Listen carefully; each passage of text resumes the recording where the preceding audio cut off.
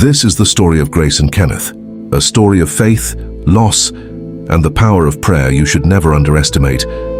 I knew Grace and her husband, Kenneth. They lived just down the street from me.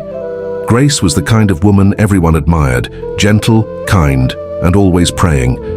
Morning, afternoon, night. She never missed a chance to talk to God. Her Bible was always by her side. Her lips were always whispering prayers.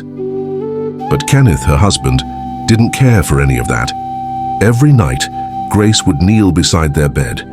She would anoint the pillow, pray over their doorposts, sing softly in worship, and sometimes cry as she spoke to God. She wasn't disturbing anyone. She just wanted her home to be covered in prayer. But Kenneth would laugh. "Must you pray every night?" he would say. "You know they tire. Are you the one that killed Jesus?" Sometimes he would even mimic her, lifting his hands and pretending to speak in tongues just to make fun of her. Grace would only smile. "I'm praying for you too," she would say gently, and that made Kenneth laugh even harder. But Grace didn't stop. She fasted. She woke up at midnight to pray. She placed her hands on the walls and declared peace over their home. She prayed for Kenneth's health, his work, his soul. She fought battles in prayer that Kenneth didn't even know existed. I remember once she told me quietly, "I see things in the spirit. I know the devil wants this home, but I will not let him win. I cover this house every day, even if Kenneth doesn't understand. One day he will." Then came the day that shook us all. Grace didn't wake up to pray that night. In the morning, Kenneth found her on the floor, her hands still clutching her Bible. Her eyes closed peacefully, but her body cold. She had died in the middle of her quiet conversation with God. The house was silent. Kenneth didn't cry much at the funeral. He stood there empty, just staring. No one knew what he was thinking.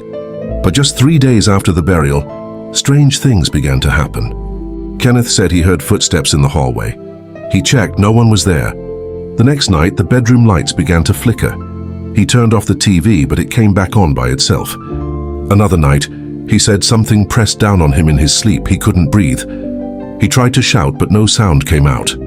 He started seeing shadows, hearing whispers, smelling strange things in the air. Even his dreams became dark and terrifying. He stopped sleeping. He looked like a man slowly losing his mind. One day around midnight, Kenneth ran barefoot to our church. He looked like he had seen a ghost. His eyes were red, his lips were shaking. He fell on the altar crying like a baby. "She's gone. And now I see what she was protecting me from," he wept. "I didn't believe in her God, but now I need him. Please help me." That night, Kenneth gave his life to Christ. From that moment, everything changed. He began to pray just like Grace used to. He kept her old Bible. He used her anointing oil. He cleaned the prayer corner where she used to kneel and made it his own. At midnight, he would kneel there too, whispering prayers through tears. "Father, I didn't understand before," he would say, "but I understand now. Please forgive me. I want to know you like she did." These days, when you walk past Kenneth's house at night, you don't hear laughter or mocking anymore. You hear worship. You hear prayer. You hear a man who once mocked God now begging for his presence. Sometimes he still speaks into the air. "Thank you, Grace. You fought for me. Your prayers didn't die with you. They saved me in the end." Never mock a praying woman. You don't know the demons she's fighting behind closed doors. You don't know the shield she has become over your life. You don't know the fire she's calling down to protect your soul.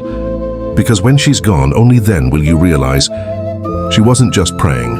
She was standing between you and destruction. Some people pray. Others are protected by the prayers of someone they once ignored. Grace prayed when no one saw. She cried out to God when no one cared. And even in death, her prayers were still speaking. Don't take a praying person for granted. Don't mock what you do not understand, because when the storm comes, it's the prayer you once laughed at that may be the only thing standing between you and destruction. Let this story remind us all.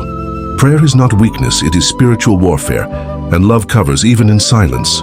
If you like this story, share to your loved ones. Don't forget to share, like, and drop your comment. Don't forget, prayer is the key. Subscribe for more interesting stories on Presh Nolly TV.